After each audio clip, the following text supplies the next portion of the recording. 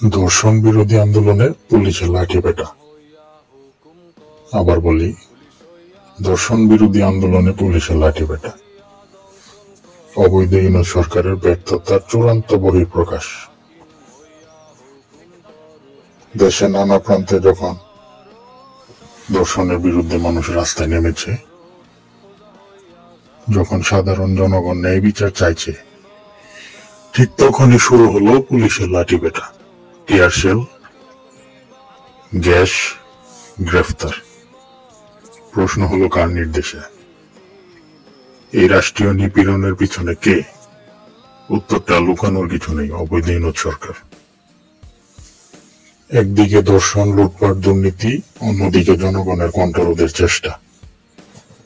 যারা ভোট ছাড়া ক্ষমতায় এসে জনগণের রক্ত চুষা নীতিতে চলছে, তারা জানেন এই বিচারের দাবিটাই তাদের জন্য সবচেয়ে বড় আতঙ্ক।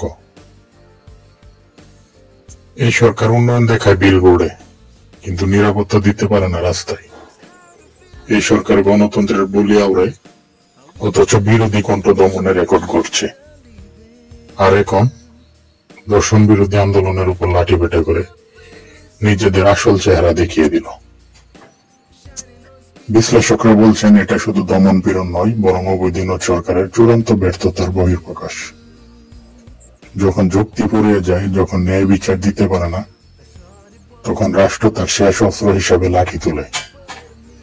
কিন্তু ইতিহাস বলে, এই লাঠির রাজনীতি বেশি দিন টেকে না। আজ যারা রাস্তায়, তারা জানে ন্যায় বিচারের চেয়ে শক্তিশালী কিছুই নেই। প্রশ্ন একটাই, অবৈধ ইউনূস সরকার কি সময় থাকতে সরে দাঁড়াবে, নাকি ইতিহাসে রাস্তা করে নিজেদের জায়গা নিশ্চিত করবে?